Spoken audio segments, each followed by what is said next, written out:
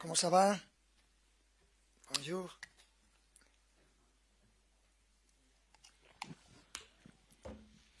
Bonjour, Baptiste Bécard de l'AFP. Le PSG peut être sacré champion dès samedi en cas de circonstances assez favorables. Est-ce que selon vous c'est important de décrocher le titre assez vite pour se concentrer sur les autres échéances qui vont arriver très vite en avril? Ou est-ce que c'est anecdotique à ce stade? Vous pensez que là le titre ne peut plus échapper au PSG? Merci.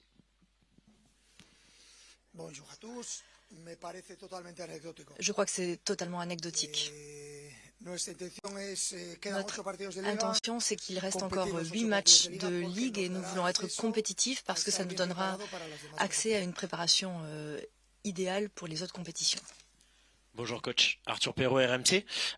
Au début de saison, il y a pu y avoir à certains moments des critiques sur votre méthode, votre gestion. On se souvient de l'intervention aussi de certains joueurs à ce sujet. Aujourd'hui, vous semblez faire totalement l'unanimité. Comment vous expliquez, au-delà des résultats sportifs, le fait qu'aujourd'hui vous avez réussi à faire taire ces critiques ou ces avis négatifs sur votre gestion au quotidien? Merci. La vie d'un entraîneur de haut niveau est habituellement celle-là, c'est-à-dire on est critiqué continuellement et ensuite quand tout va bien, on peut recevoir des éloges par moment. Je suis habitué. Bonjour coach, Benjamin Corrèze pour Le Parisien. Ça fait bientôt 2 mois que Presnel Kimpembe a rejoué quelques minutes en compétition avec votre équipe. Depuis, vous avez répété qu'il n'était pas forcément prêt à démarrer un match, qu'il fallait prendre le temps. Est-ce qu'aujourd'hui vous estimez qu'il est prêt à démarrer une rencontre? Merci. Je crois que dans le cas de Presnel, c'est un joueur très important pour l'équipe, pour le groupe. Les gens pensent qu'on ne peut aider l'équipe que lorsqu'on est sur le terrain, mais c'est vraiment faux, les gens se trompent. Presco est dans un processus d'amélioration physique très intéressante. Et on voit clairement l'amélioration. Et je souhaite véritablement le voir dans les meilleures conditions pour qu'il ait du temps de jeu et pour qu'il puisse démarrer un match. Je pense qu'il est dans une ligne très positive et qui aide beaucoup l'équipe avec son leadership, avec son importance. Et nous souhaitons tous qu'il puisse le faire. Nous souhaitons tous qu'il puisse le faire à partir du terrain de jeu. Il y a énormément de concurrence dans l'équipe. Il y a un très haut niveau et je suis ravie qu'il y ait cette concurrence et je lutterai la saison prochaine pour qu'il y ait encore plus de difficultés à être titulaire au PSG. Mais dans le cas de Presnel, je crois qu'il est sur une ligne ascendante et qu'il est chaque jour plus proche d'une potentielle participation. Bonsoir, bonjour même. Arnaud Herman, l'équipe, je suis fatigué, excusez-moi. C'est le retour de la trêve, c'est pour ça. Quand on est si près, il reste 8 matchs, mais quand on est si près de réussir à être invaincu sur toute une saison, ce qui n'a jamais été fait en France, qui est assez rare en Europe. Est-ce que vous, dans votre processus, dans vos réflexions, dans ce que vous pouvez dire aux joueurs, c'est quelque chose qui commence à cheminer davantage? Et est-ce que c'est quelque chose dont vous pouvez vous servir pour motiver, je ne sais pas si c'est le terme, mais un peu plus l'équipe? Merci.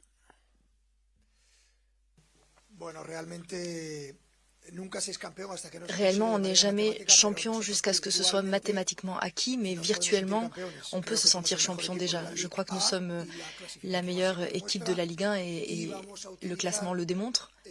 Nous allons utiliser ce moment dans lequel nous nous trouvons pour que ces 8 matchs puissent servir à d'autres objectifs encore, à des objectifs plus globaux.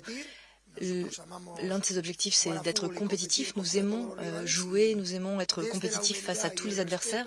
À partir de l'humilité et du respect envers l'adversaire, notre intention, c'est d'être prêt pour les 2 ou 3 mois qui restent de compétition. Il y a de nombreuses compétitions, la Ligue 1, la Coupe de France et la Ligue des Champions. Ce sont toutes des compétitions pour lesquelles nous voudrions être là jusqu'à la fin et c'est l'objectif. Bonjour, Nicolas Paillard, Infosport Plus, Canal+. Après la victoire à Rennes, vous nous aviez dit que vous n'aviez pas dit toute la vérité sur la préparation des matchs contre Liverpool, le turnover. Comment cette fois, honnêtement, ça va se passer pour Aston Villa?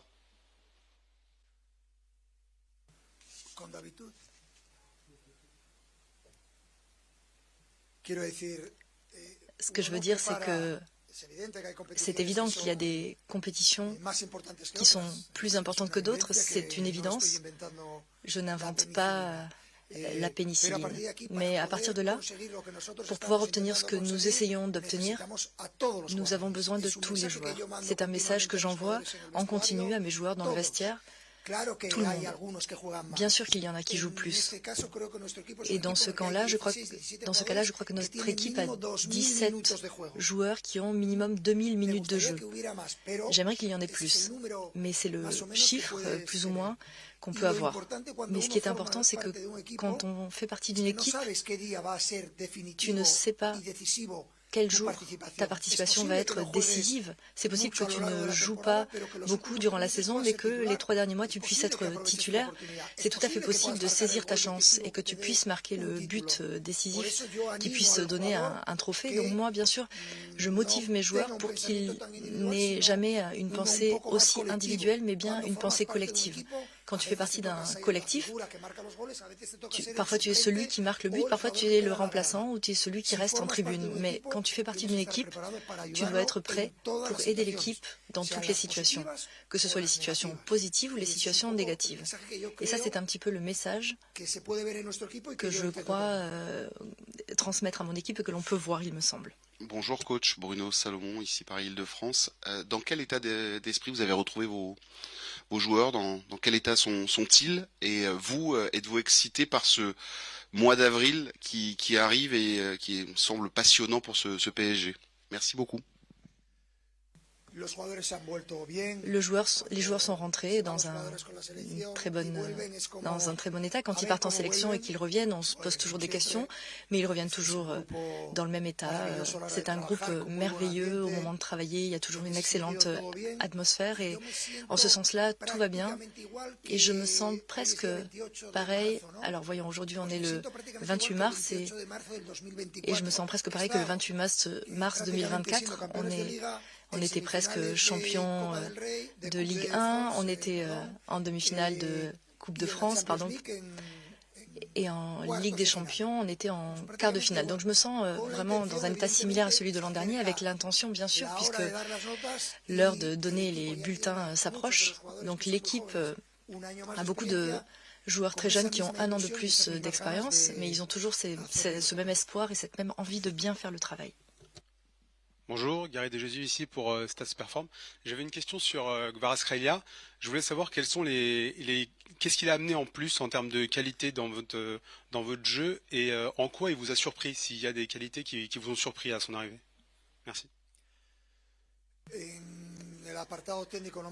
Sur l'aspect technique, rien de surprenant parce qu'on le connaissait déjà très bien et c'est un joueur qui, malgré sa jeunesse, est très reconnaissable sur la scène du football mondial. Ce qui m'a surpris, c'est sa capacité d'adaptation à tout le travail défensif qui est fait dans l'équipe. C'est le premier qui presse quand on perd le ballon, c'est le premier qui revient au même niveau que les attaquants. C'est un message très positif parce que cette manière de grandir et d'alimenter la concurrence mutuelle, parce que tu vois que si tu ne joues pas, quelqu'un d'autre joue et que l'équipe continue d'être conquérante. Coach, ici Paul Taillon, la chaîne L'équipe.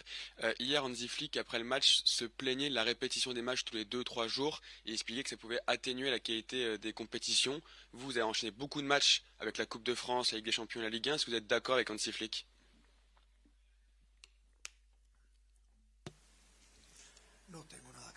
Non, je n'ai rien à dire sur ces thèmes-là. Toutes les opinions sont respectables.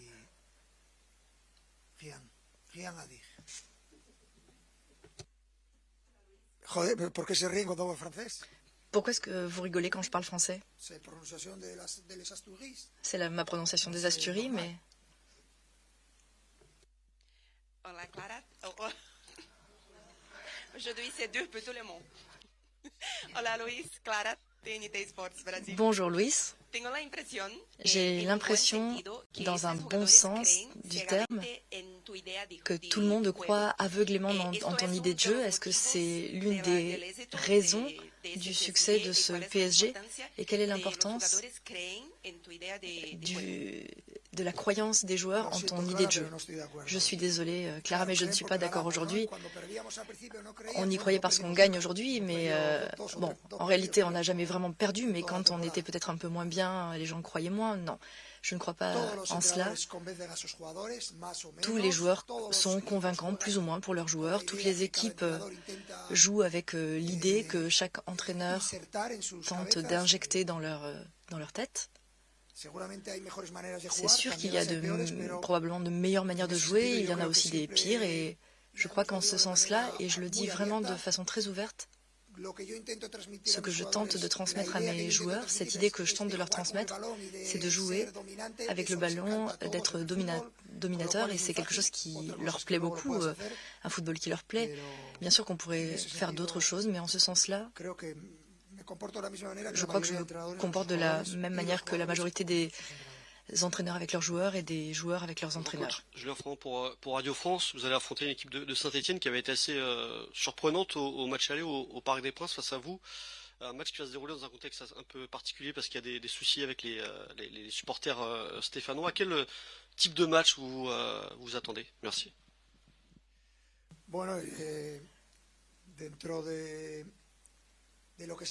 Dans le cadre de ce qu'est ce match, je crois que ce match est un petit peu différent parce qu'on joue à l'extérieur contre un club historique français qui a beaucoup gagné de trophées il y a quelque temps. Je crois que le stade est un stade où il y a une ambiance très puissante et ça c'est quelque chose qu'on aime beaucoup. On aime ces ambiances de football et de gens passionnés. Donc pour nous c'est très motivant et j'espère qu'il n'y aura pas de problème, d'altercation et qu'on puisse voir un très beau spectacle. J'ai beaucoup aimé Saint-Etienne au Parc des Princes quand ils sont venus. Et je leur vois les mêmes qualités. C'est une équipe qui ose, qui presse, qui joue et qui est bonne en contre, qui a une bonne capacité à démarrer les actions de l'arrière.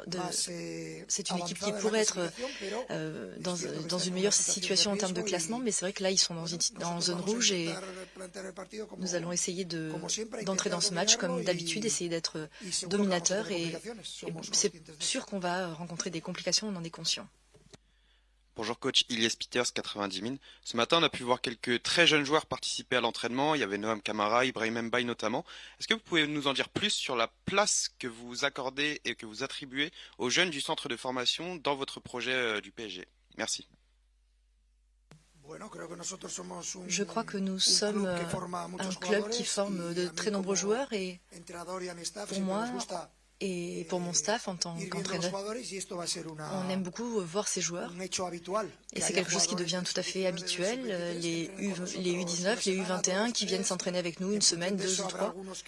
En fonction de cela, certains restent ou d'autres repartent, mais c'est quelque chose qui va être très habituel au fil des saisons. Je considère très positif ce lien très clair et que ce ne soit pas du tout étrange qu'un joueur vienne 1 ou 2 semaines avec nous.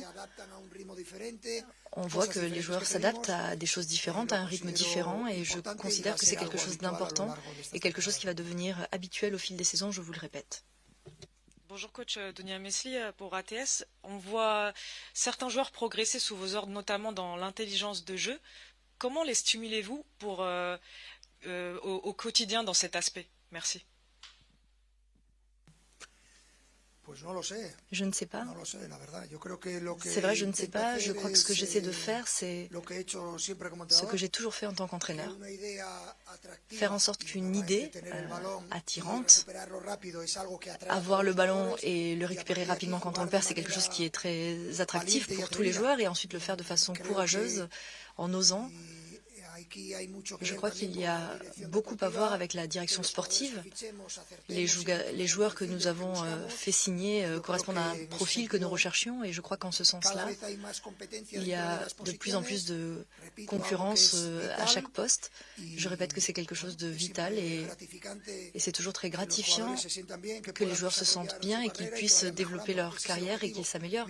C'est l'objectif. C'est mon objectif en tant qu'entraîneur, améliorer l'équipe et avoir une idée claire de ce que nous faisons. Et bien sûr qu'il y a aussi une amélioration individuelle. Ce n'est pas quelque chose que tu peux obtenir avec tous les joueurs, c'est presque impossible, mais en ce sens-là, je suis satisfait de ce que je vois.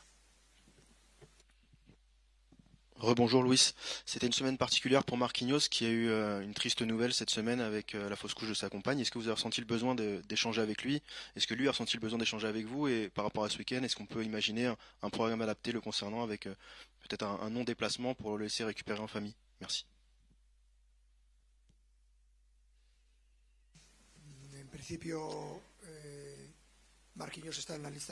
En principe, Marquinhos est sur la liste et prêt à jouer. Je ne commente jamais les cas personnels. Bonjour coach, Millet Kabi, PSG Community. On sent que l'équipe tout va bien sur le plan sportif. L'équipe est très solide, défensivement, offensivement. Là, vous avez eu plusieurs jours pour travailler. Quels sont actuellement les axes de travail de l'équipe et quels sont éventuellement les points perfectibles que vous avez décelés? Merci. On peut toujours tout améliorer dans le football et donc bien sûr qu'en ce moment tout est très positif, on a un scénario positif, mais quand il y avait des défaites c'était négatif, mais c'est habituel dans le football. Qu'est-ce qu'on recherche? On essaie bien sûr dans les points perfectibles d'améliorer le contre-pressing, d'améliorer le pressing dès le départ, les phases de jeu au début, la progression du ballon, les coups de pied arrêtés. On peut tout améliorer dans le football et je crois que l'une des choses que transmet cette équipe, c'est qu'elle ne va jamais s'arrêter, elle ne va jamais freiner dans un match, même si le résultat est favorable. Il y a une mentalité qui est de jouer chaque match de la même manière et c'est quelque chose qui caractérise clairement cette équipe et j'aime que ce soit comme cela. Bonjour coach, Mourad Sefiane pour la Source Parisienne. On a tous vu que l'équipe défendait ensemble, attaquait ensemble. On sait que c'est pas en appuyant seulement sur un bouton que ça se fait comme ça. Parlez-nous du processus, depuis quand vous êtes arrivé à maintenant, qu'est-ce que vous avez mis en place pour avoir ce résultat maintenant? Ça défend ensemble et ça attaque ensemble.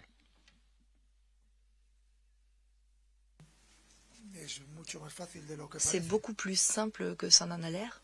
Si quelqu'un ne défend pas de façon collective ou n'attaque pas de façon collective, il ne joue pas au match suivant. Et s'il y a de la concurrence, tu verras très vite que tous les joueurs vont le faire. Ce que j'essaie de faire, ça n'est pas seulement d'implanter une idée, j'essaie de faire en sorte qu'il y ait du plaisir à appliquer cette idée. Pourquoi est-ce qu'un attaquant ne pourrait pas profiter dans une phase défensive? Pourquoi? C'est un concept vital dans le football. Et pourquoi quelqu'un ne pourrait pas prendre du plaisir en faisant quelque chose que normalement on demande à un défenseur? Si tu fais partie d'une équipe, même en étant attaquant, c'est quelque chose de basique et c'est très important. Il faut faire les choses de façon collective. Ça renforce le joueur à titre individuel, mais aussi pour l'équipe. Et c'est un sport d'équipe, donc je ne pense pas que ce soit quelque chose de très complexe. Bonjour coach, Johanna Swan pour Instinct Foot. Avec la trêve internationale qui vient de se terminer, quelles mesures ont été prises, vont être mises en place pour maintenir la dynamique de l'équipe? Hier, nous nous sommes entraînés, je crois qu'il y avait 10 joueurs. Aujourd'hui, il y en avait 17 plus ou moins. L'idée, c'est de mettre en commun, ça fait déjà des mois que nous nous entraînons ensemble. Il s'agit de mettre en commun des objectifs, de les resituer. Ce sont les compétitions que nous avons devant nous, il faut les préparer. Et ensuite s'entraîner de la meilleure des manières pour parvenir à chaque match dans les meilleures conditions.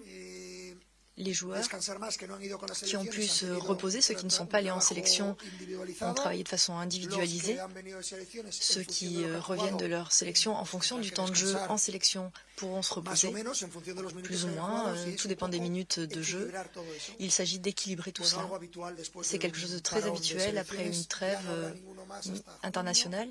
Il n'y en aura plus d'ici juin, donc je pense qu'à présent les joueurs peuvent se focaliser complètement sur les compétitions au sein du club. Bonjour coach. Une question un peu plus légère. On vous a pas vu depuis une bonne semaine. Qu'avez-vous fait pendant cette trêve internationale? Et on a vu une équipe de France d'abord en difficulté et puis bien rattraper le coup face à la Croatie grâce à un grand Ousmane Dembélé. Qu'est-ce que vous avez pensé de la trêve et des prestations de votre attaquant? Merci.